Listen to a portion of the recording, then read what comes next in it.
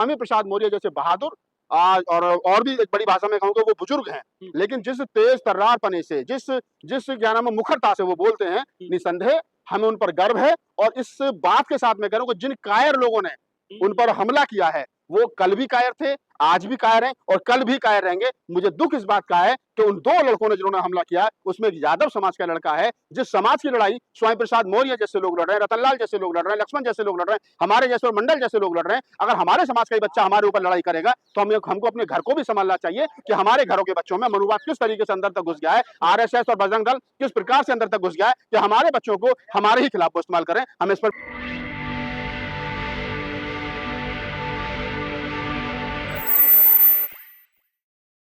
3-4 हजार साल से झेल रहे हैं। लेकिन बाबा साहब डॉक्टर अम्बेडकर के संविधान के बाद में जो हमको हक हकूक मिले हैं, जो अधिकार मिले हैं और जिसके कारण हमारे मुंह में जबान आई, स्वामी प्रसाद मौर्य जैसे लोगों के मुंह में जबान आई है और जो हम लोगों ने बोलना शुरू किया। देखिए, ब्राह्मणवाद को, ब्राह्मण को दिक्कत क्या है? दिक्कत ये आप उसको खूब गाली बको, उसे कोई आपत्ति नहीं। लेकिन जब आप उसके सिस्टम पर सवाल खड़ा करेंगे तो फिर वो बोलेगा, फिर उसको तिलमिलाहट होती है। और तिलमिलाहट इसलिए होती है क्योंकि वो उसकी रोजी रोटी है। वो क्योंकि ब्राह्मण की रोजी रोटी उस मंदिर से, देवताओं से, धर्म ग्रंथों से चलती है। जब आप उसके धर्म ग्रंथ के खिलाफ बोलोगे, मंदिरों के खिलाफ बोलोगे, देवताओं के खिलाफ बोलोगे तो निसंकोच रूप से ब्राह्मण में तिलमिलाहट होगी और ब्राह्मणवाद को चैलेंज जब आप करेंगे तो तिलमिलाहट होगी। स्वामी प्रसाद मौर्य के ऊपर हमला निंदनीय है, नहीं होना चाहिए, लेकिन ये उसी तिलमिलाहट का कहीं ना कहीं एक क्रिया के प्रति प्रतिक्रिया है जो हुआ है। मैं समझता हूँ कि स्वामी प्रसाद मौर्य जैसे बहादुर आज और भी एक बड़ी भाषा में कहूँगा वो बुजुर्ग हैं, लेकिन जिस तेज तर्रारपने से जिस जिस क्या नाम है मुखरता से वो बोलते हैं, निसंदेह हमें उन पर गर्व है। और इस बात के साथ मैं कह रहा हूँ कि जिन कायर लोगों ने उन पर हमला किया है वो कल भी कायर थे, आज भी कायर हैं और कल भी कायर रहेंगे। मुझे दुख इस बात का है कि उन 2 लड़कों ने जिन्होंने हमला किया उसमें एक यादव समाज का लड़का है। जिस समाज की लड़ाई स्वामी प्रसाद मौर्य जैसे लोग लड़ रहे हैं, रतनलाल जैसे लोग लड़ रहे हैं, लक्ष्मण जैसे लोग लड़ रहे हैं, हमारे जैसे मंडल जैसे लोग लड़ रहे हैं, अगर हमारे समाज का ही बच्चा हमारे ऊपर लड़ाई करेगा तो हमको अपने घर को भी संभालना चाहिए कि हमारे घरों के बच्चों में मनुवाद किस तरीके से अंदर तक घुस गया है, आरएसएस और बजरंग दल किस प्रकार से अंदर तक घुस गया है कि हमारे बच्चों को हमारे ही खिलाफ वो इस्तेमाल करें। हमें इस पर भी ध्यान देना चाहिए। लेकिन सर वो धोखे से हमला किया गया है माला घेरने के बहाने, ये बड़ा सवाल है। इस देश के अंदर माला घेरने के बहाने राजीव गांधी की हत्या कर दी जाती है।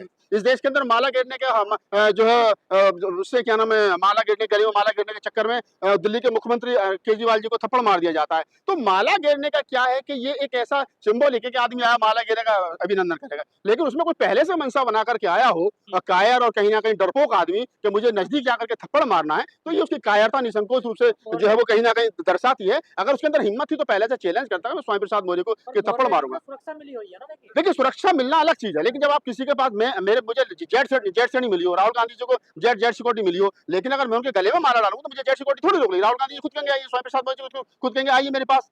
तो भाई अपने प्रशंसक को, अपने चाहने वाले को कौन अपने पास नहीं बुलाता है? नहीं बुलाएंगे तो कल को कहेंगे देखो राहुल गांधी में यार, इनमें फला आदमी में, स्वामी प्रसाद मौर्य में इतना एटीट्यूड आ गया कि अपने पास तक नहीं बुलाते हैं। तो उनको अपने नजदीक बुलाना, ये हर नेता की अपनी एक नेता की एक पहचान होती है कि अपने समर्थक को अपने नजदीक बुलाए और कोई समर्थक के बेस में इस प्रकार का व्यक्ति आकर के हमला कर दे, ये निंदनीय है, ये चूक और ये नहीं होना चाहिए। लेकिन जो हमलावर थे वो ये कह रहे थे सनातन के खिलाफ बोलते हैं।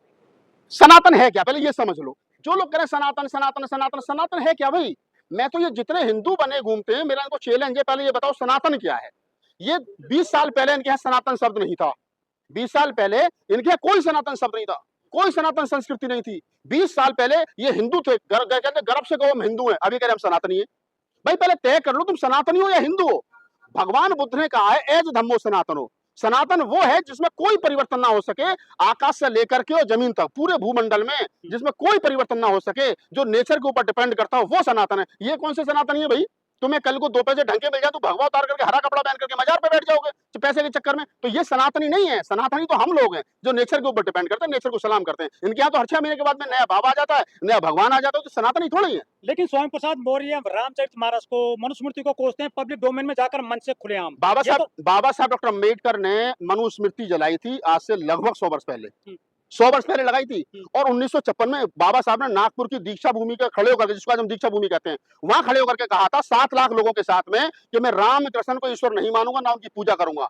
मैं गौरी गणपति को ईश्वर नहीं मानूंगा, ना उनकी पूजा करूंगा। मैं ब्रह्मा विष्णु महेश को ईश्वर नहीं मानूंगा, ना उनकी पूजा करूंगा। मैं ब्राह्मणों के हाथों से कोई कर्मकांड नहीं कराऊंगा, ना उनकी पूजा करूंगा। ये बाबा साहब डॉक्टर अम्बेडकर ने 14 अक्टूबर 1956 को नागपुर में कस्में खाई थी, और इन 22 प्रतिज्ञाओं को मोदी सरकार छाप करके बेचती है, पैसे कमाती है। तो ये कहना कि पब्लिक डोमेन में कुछ कह दिया, तुम घर में बैठ करके कुछ बोल दो, लिख दोगे, अनाप शनाप इतना बड़ा सूरज हनुमान के मुंह में दे दोगे, तो वैज्ञानिक दृष्टिकोण से उस पर सवाल नहीं खड़ा किया जाएगा क्या? आस्था है, आस्था उसमें। तो आस्था के नाम पे पूजो, तुम्हारे व्यक्तिगत सवाल है, मुझसे थोड़ी पूछ पालोगे आस्था के नाम पे। हाँ। भाई आस्था के नाम पे इतना बड़ा सूरज आपने पृथ्वी से भी इतने बड़ा आग का गोला एक हनुमान जी के मुंह में दे दिया, और क्या नाम है, आप कह रहे हो कि हमारी आस्था। तो ठीक है, मूर्खों की आस्था होगी, मेरी तो नहीं है ना आस्था। मैं क्यों कहूँ कि मेरी आस्था है? मैं पढ़ा लिखा हूँ, मैंने साइंस पढ़ा है, मुझे पता है साइंस क्या कहता है। दूसरों की आस्था का सम्मान तो तो मैं दूसरों की आस्था का सम्मान तो कर रहा हूँ। मैं खूब कर रहा हूँ कि आपकी आस्था का सम्मान, तो आप मेरी भी तो आस्था का सम्मान करो। भाई इस देश के अंदर नास्तिक होना गुनाह है क्या?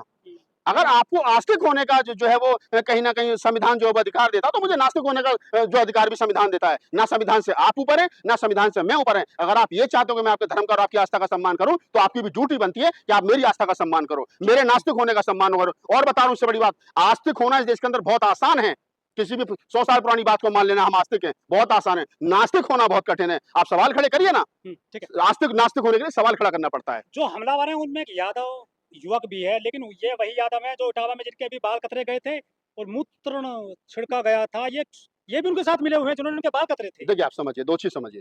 अगर कोई चमार कावड़ लेने जा रहा है और उसमें बाबा साहब की फोटो लगा रखी है और लेके आ रहा है कावड़, अगर किसी चमार ने, महार ने, दुसाध ने, पासी ने अपने दरवाजे पर सारे देवता लगा रखे और बीच में बाबा साहब भी लगा रखे, तो आप इसको क्या कहोगे? आप इसको वही कहोगे कि अनभिज्ञ लोग हैं। जिस बाबा साहब डॉक्टर अम्बेडकर ने कहा मैं रामकृष्ण को ईश्वर नहीं मानूंगा, आज उसी डॉक्टर अम्बेडकर के सर पर दरवाजे पर सारे देवता बैठा रखे हैं। तो आप ये क्या कि मानोगे क्यों नहीं? अम्बेडकर तुझे भी मानने पड़ेंगे।